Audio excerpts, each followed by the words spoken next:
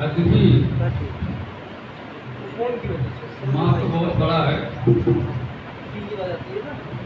क्योंकि जब एहसास होता है तभी कविता निकलती।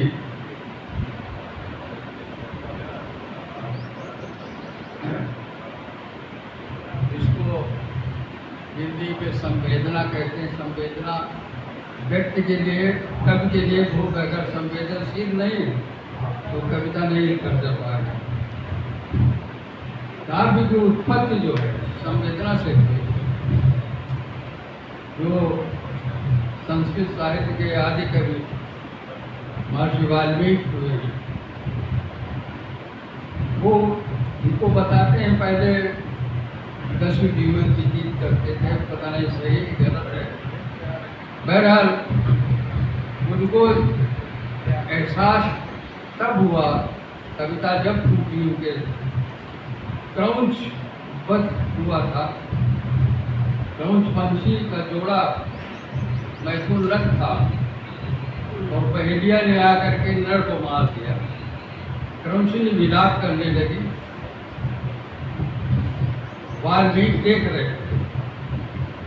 उसी वक्त, उसी समय उनके हृदय से करुणा टूट पड़ी और पहला श्लोक संस्कृत साहित्य का है कि मां निषाद प्रतिष्ठान तुम गमा शाश्वती समा यत् क्रौंच मिथुना वेदकम काम मोदकम। हे बहरी, तुम समाज में कभी भी सम्मान का स्थान नहीं पाओगे, क्योंकि तुमने मिथुन रथ क्रौंच वध के पक्षी के एक जोड़े को खा। ये पहला श्लोक जो है संस्कृत साहित्य का पहला काव्य, और उसके बाद उनको आदिकवि की उपाधि मिली और उन्होंने रामायण की रचना की। तो इसलिए संवेदनशील होना कवि के लिए बहुत जरूरी है। अगर संवेदनशील नहीं तो समाज की समस्याओं को वो समझ नहीं सकता, न उनको व्यक्त कर सकता है, न उनको काव्य में या गद्य या पद्य किसी में पुरो नहीं सकता। हमारे हिंदी साहित्य में, संस्कृत में महाकवि भवभूत हुए। करुण रस जो है साहित्य में सबसे बड़ा प्रधान माना गया है।